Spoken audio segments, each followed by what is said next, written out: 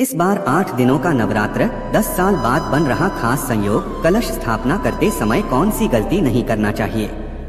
नमस्कार दोस्तों, राधे राधे, जय श्री कृष्णा, जय माता दी। दोस्तों, चैत्र शुक्ल प्रतिपदा से नवरात्र की शुरुआत हो रही है। 30 मार्च को शुरू होने वाले चैत्र नवरात्र व हिंदू नववर्ष के राजा और मंत्री सूर्य हैं। यह संयोग 10 साल बाद बन रहा है। काशी में चैत्र नवरात्र में 9 दुर्गा और 9 गौरी की पूजा का विधान है। माँ दुर्गा के 9 स्वरूपों का पूजन और आराधना शुरू होगी। पंचमी तिथि का लोप होने के कारण इस बार नवरात्र 9 की जगह 8 दिन का ही होगा। ज्योतिषाचार्य ने बताया कि चैत्र शुक्ल प्रतिपदा से नवरात्र की शुरुआत होगी। पंचांग के अनुसार चैत्र महीने की शुक्ल पक्ष की प्रतिपदा तिथि की शुरुआत 29 मार्च को शाम 4:27 बजे से होगी और तिथि का समापन 30 मार्च को दोपहर 12:49 बजे होगा। नववर्ष को कालयुक्त संवत्सर के नाम से जाना जाएगा। कलश स्थापना का ये मिलेगा मुहूर्त वैशाख कृष्ण पक्ष तृतीया 15 अप्रैल से नए संवत्सर सिद्धार्थ की शुरुआत होगी, लेकिन संपूर्ण वर्ष कालयुक्त संवत्सर ही मान्य रहेगा। इस वर्ष के राजा सूर्य हैं और नवरात्र की शुरुआत भी रविवार से हो रही है। यह एक दिव्यतम संयोग का निर्माण कर रहा है। माँ दुर्गा की पूजा कलश स्थापना के साथ होगी। कलश स्थापना के लिए सुबह से दोपहर तक का मुहूर्त मिलेगा। ज्योतिषाचार्य दैवज्ञ कृष्ण शास्त्री ने बताया कि 9 दिनों के नवरात्र में पंचमी तिथि का लोप होने के कारण 8 दिन का ही व्रत और पूजन होगा। अष्टमी तिथि का व्रत 5 अप्रैल और संधि पूजन 6 अप्रैल को होगा। नवमी तिथि और नवरात्रि का समापन 6 अप्रैल को होगा। श्री राम जन्मोत्सव भी 6 अप्रैल को मनाया जाएगा। इस पक्ष में पंचमी तिथि की हानि होने से यह पक्ष 14 दिन का ही रहेगा। माता का आगमन और गमन हाथी पर होने के कारण यह नवरात्रि शुभ फल देने वाली रहेगी। घर परिवार में सुख शांति बनी रहेगी।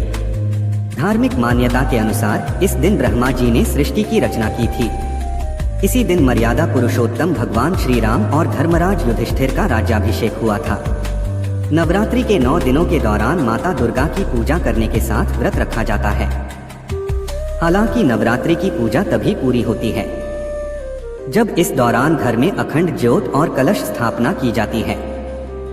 इन 9 दिनों के दौरान घर में हर समय अखंड ज्योत का जले रहना शुभ होता है। इसके अलावा नवरात्रि के पहले दिन घर में घट स्थापना की जाती है। कलश स्थापना के दौरान और उसके बाद 9 दिनों तक कुछ नियमों का पालन करना जरूरी होता है, नहीं तो पूजा को अधूरा माना जाता है और माता दुर्गा का भी आशीर्वाद नहीं मिलता है। चलिए विस्तार से जानते हैं घट स्थापना के अहम नियमों के बारे में। चैत्र नवरात्रि कलश स्थापना मुहूर्त 2025। कलश स्थापना नवरात्रि की पूजा का एक महत्वपूर्ण हिस्सा होता है। इस दौरान विशेष मुहूर्त में कलश स्थापना करने से मां दुर्गा की कृपा प्राप्त होती है। 2025 में कलश स्थापना के लिए निम्नलिखित मुहूर्त है। पहला मुहूर्त 30 मार्च 2025 सुबह 6:13 बजे से 10:22 बजे तक। दूसरा मुहूर्त अभिजीत मुहूर्त 30 मार्च 2025 दोपहर 12:01 बजे से 12:50 बजे तक। इन मुहूर्तों में कलश स्थापना करना अत्यधिक फलदायी माना जाता है। कलश स्थापना के अहम नियम। कलश स्थापना के लिए आप जिस घट का इस्तेमाल कर रहे हैं वो गंदा नहीं होना चाहिए।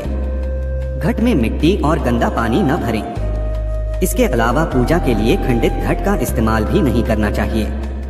कलश को यदि एक बार स्थापित कर दिया है तो उसे नवरात्रि के 9 दिनों के दौरान गलती से भी न हिलाएं। इससे आपको पाप लग सकता है।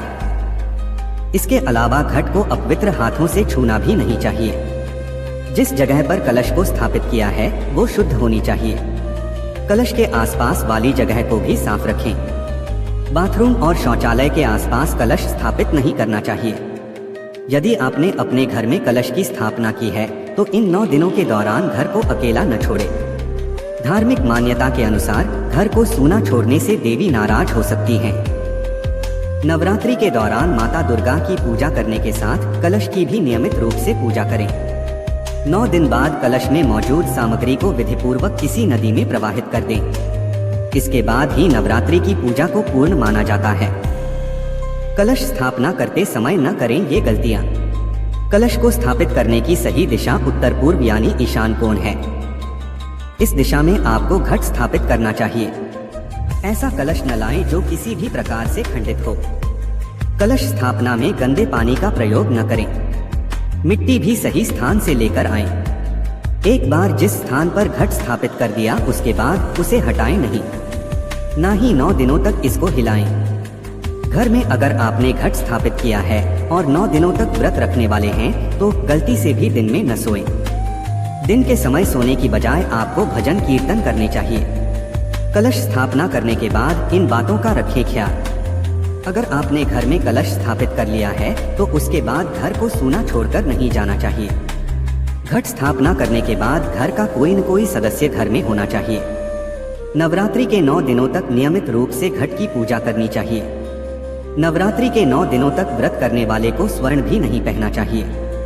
घर में कलश स्थापित है तो तामसिक भोजन करने और शारीरिक संबंध बनाने से आपको बचना चाहिए। नवरात्रि की पूजा में अगर आप इन बातों का ख्याल रखते हैं तो माता की कृपा आपको प्राप्त होती है, साथ ही आपकी मनोकामनाओं को मां पूरा करती हैं। कलश स्थापना के दौरान करने इन मंत्रों का जप। घट स्थापित करते समय आपको जिन मंत्रों का जप करना चाहिए वो नीचे दिए गए हैं। उधान्यम से धिनुहि देवान प्राणाय त्यो दानाय त्वा व्यानाय त्वा दीर्घाम्नु प्रसिद्धिमायुषेधा देवो वह सविता हिरण्यपाणिय प्रति गृभ्यात्वच्छिद्रेण पाणिना चक्षुषे त्वा महीनापयोसि वरुणस्योत्तम्भन्मसि वरुणस्य स्काप्सर्जनीस्थो वरुणस्य ऋत्सदन्यसि वरुणस्य ऋत्सदन्मसि वरुणस्य ऋत्सदन्मासि भूर्भुवः स्वः भो वरुण इहागच्छ इह तिष्ठ स्थापयामि पूजामि मम पूजागृहान्। कलश स्थापना विधि और सामग्री। कलश स्थापित करने के लिए आपके पास मिट्टी या तांबे का एक कलश होना चाहिए। इसके नीचे एक पात्र में मिट्टी रखकर उसके ऊपर कलश को स्थापित किया जाता है। इसके साथ ही आम के पत्ते, जौ, सिंदूर, जल, जौ, सिक्का, लाल चुनरी, कलावा, मिट्टी कलश स्थापित करने से पहले आपके पास होना चाहिए। कलश स्थापित करते समय सबसे पहले थाली या थाली नुमा किसी बर्तन में मिट्टी आपको रखनी चाहिए और इसमें जौ डाल देने चाहिए। इस पात्र के मध्य में पानी से भरे कलश को आपको रखना चाहिए। कलश में अक्षत, सुपारी, इलायची और सिक्का आपको डालना चाहिए। इसके बाद कलश के मुख पर आम के पत्ते रखने चाहिए और उसके बाद नारियल को चुनरी से लपेटकर कलश के मुख पर रख देना चाहिए। फिर कलश पर कलावा बांधें और स्वास्तिक का चिन्ह बनाएं। इस तरह आपका कलश स्थापित हो जाता है। ऐसा माना जाता है कि कलश में सभी देवी देवताओं का निवास होता है। ऐसे में अगर आप नवरात्रि के पहले दिन कलश स्थापित करते हैं तो सभी देवी देवता आपकी पूजा के साक्षी बन जाते हैं। इसलिए नवरात्रि की पूजा में कलश स्थापना का बड़ा महत्व है। माता की श्रृंगार सामग्री। माता के श्रृंगार के लिए आपको बिंदी, मेहंदी, सिंदूर, लाल चूड़ी, लाल चुनरी, बिछिया, माला, नाक की नथ, काजल, मेहंदी, नेल पॉलिश, लिपस्टिक, इत्र, पायल आदि चीजें पूजा स्थल पर रखनी चाहिए। नवरात्रि के दौरान माता को श्रृंगार सामग्री अर्पित करने से वैवाहिक जीवन में अच्छे बदलाव आते हैं, साथ ही अविवाहितों को योग्य जीवन साथी की प्राप्ति होती है। सौभाग्य वृद्धि के लिए भी माता को श्रृंगार सामग्री आपको अर्पित करनी चाहिए।